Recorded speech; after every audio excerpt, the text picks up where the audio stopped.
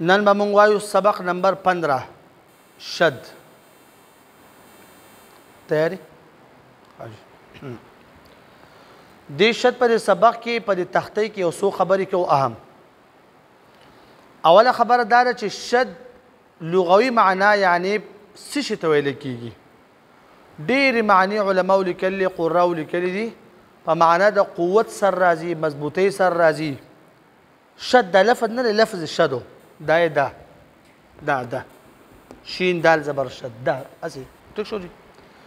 دویمه خبره په دې کې دا ده د شد دا نښه چې کوم ده دې ته ګورئ جي تاسو یې لږه غټه ولیکم دا د شد دا نښه چې کوم ده دا د شین نه جوړه شوې ده. شین د شد اولنی لفظ دی که نه شین دال زبر شد شین د شد نه راغستی شوی و د شین نه دا څنګه جوړه شوې ده نو اول چې کوم دی دا درې غاښونه د شین پاتې شو باقي شین تخفیفا د اسانتیا لپاره حذف شو. بیا له پاسه دا درې ټکي هم لرې کړی شو ځکه چې شد چونکې حرکت دی که نه او په حرکت له پاسه نقطې او ټکي نه راځي نو پاتې شو د شد دا نښه. نو د دې نښې نه دا معلومیږي چې دا شین دی شین معنا شد شین باندې په شین باندې شدو. یو دا خبره ذهن کې زیات ساتئ ښه. وس د شد او تشدید دا یو څیز دی دواړه استعمالیږي ښه. نو دا ویلی کېږي څه ته د قاریانو په ژبه کې دا ویلی کېږي تاسو ته ولیکم احتباس صوت الحرف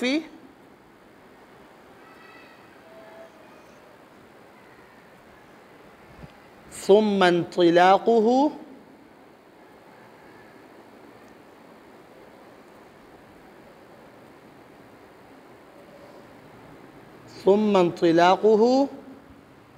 بقوة. ښکلی تعریف یې کړی ښه. حصارول د اواز په حرف کې بیا پرېښودل د اواز په قوت سره. مثال به یې داسې شي ګورئ همزه با زبر اب با زبر ب اوس دې ته ګورئ دا دی اب حصار شو اب ب وای اب ب دا ښکلی تعریف هم دی اسان هم دی ښه ستاسو په سمه کې به انشاءالله راځي. یو دا خبره شوه. دې پسې موږ وایو تختې سبق نمبر 15 شد دې نښې ته شد ویلی شي. طریقه تاسو سین کې راغلې ده چې ماشوم ته به د شد نښه وویستلی شي او بار بار به په هغې باندې لښته کېښودلی کېږي او دا به ویلی کېږي چې دې نښې ته شد ویلی شي دې نښې ته شد ویلی شي. په کم حرف باندې چې شد وي په کم حرف باندې چې شد وي هغه حرف ته مشدد وایي. ټیک شو. مشدد حرف یوازې نه ویلی کېږي. ښي طرف ته ګاونډي حرف سره تړلی کېږي او په دوه پیرې ویلی کېږي. په مشدد حرف کې به د دوو حرفونو برابر وخت تېرېږي.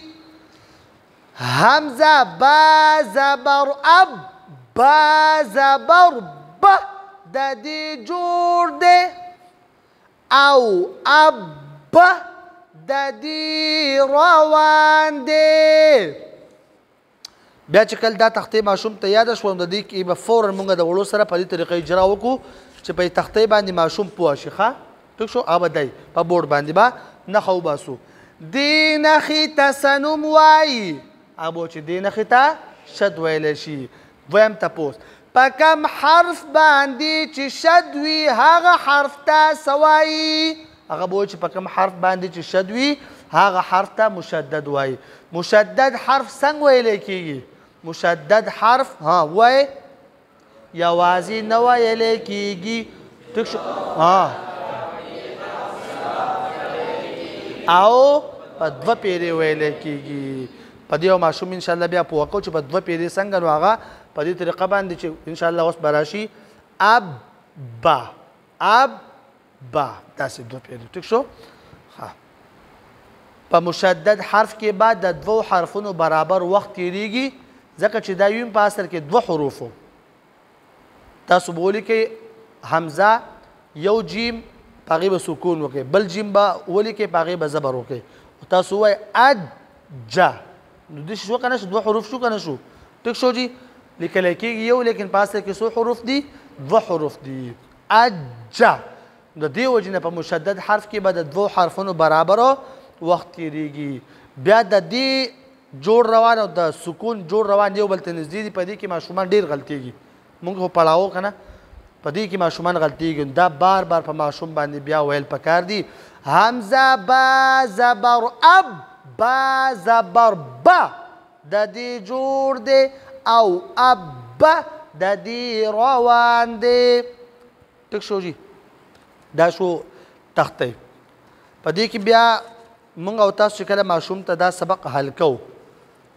مفردات نو هغه زړه طریقه به انشاءالله مونږ یا ساتو د سر نه چې کومه طریقه د سبقونو را روان ده په کم مراحلو سره چې هغه مونږ مفردات بیا د هغې نه وروسته مشکل حروف دغه مفرداتو کې داخل بیا مرکبات مونږ حل کوو هغه طریقې به یاد ساتو لیکن دا خبر به تاسو ذهن نشین کوي چې د سکون په شان دا هم زموږ سره یو آخري چانس دی د ماشوم د حروف د ټیک کولو بلکې د سکون نه یو قدم په دې کې زیات تکلف دی او زیاته فایده ماشوم ته رسي که اساتذه کرام او د قاعدې پړاوونکي ملګري هغه د ماشوم سره محنت وکړي ځکه په سکون کې دغه حروف کافي حده پورې صحیح شوي وي خو که لږ غونته کې صفات وي نو پکار دا چې په شد کې هغه کمې هغه الله سبحانه وتعالی په توفیق سره هغه لرې شي ټیک شو جي